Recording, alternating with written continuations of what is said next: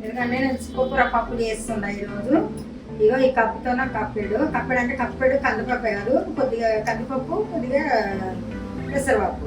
ఇవన్నీ ఇలా కావాల్సినవి అన్నీ వేస్తా, చాలా బాగుంటుంది 2 రకాల పప్పు వేసుకుంటే. ఇగో ఉల్లిగడ్డ, 2 ఉల్లిగడ్డలు, 3 టమాటా, మనకు కారానికి తగ్గంత పచ్చిమిర్చి,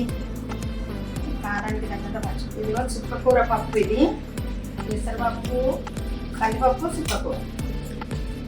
కొంచెం వీడియో లేట్ అయిపోయింది, మళ్ళా మంచి వంటలతో ముందుకు వస్తున్నా. అందరూ ఆదరిస్తారని. కూరపప్పు చాలా టేస్ట్గా ఉంటుంది, బాగుంటుంది.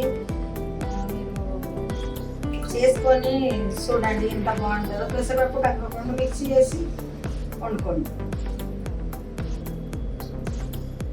వేసాను కదా, దానికి సరిపడా ఉప్పు, 2 పచ్చిమిర్చి కదా, 2 స్పూన్లు ఉప్పు వేసిన.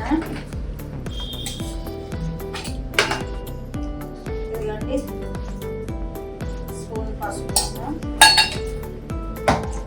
2 గ్లాసులు మంచినీళ్ళు,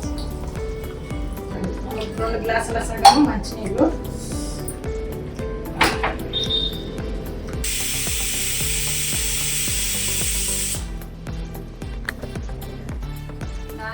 అయిపోయినాయి కదా పప్పు, ఇంకా బంద్ చేసుకొని కొంచెం చల్లారనిద్దాము కుక్కర్లో.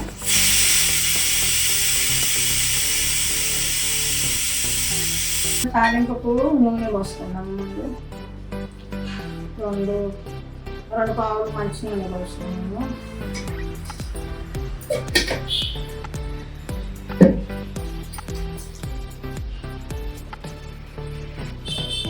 కొంచెం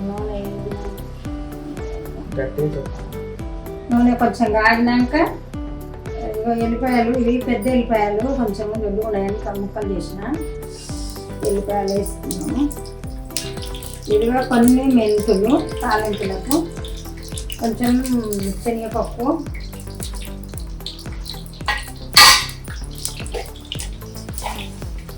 కొంచెం జీలకర్ర ఆవాలు,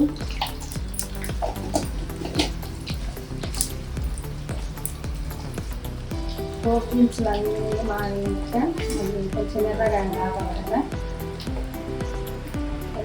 ఎండుమిర్చి వేయాలి.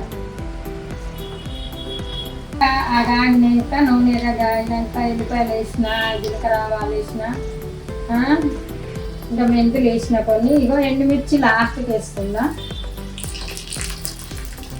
పప్పు టేస్ట్గా ఉంటుంది, చాలా బాగుంటుంది. ఇది కూడా వేసుకోండి. ఇట్లా చుక్కకూర పప్పు చాలా బాగుంటుంది. ఇంకా తాలింపు పెద్దగా అయిపోయింది కదా, మాడని వద్దు పప్పులకు తాలింపు. కొంచెం తీసేస్తాను.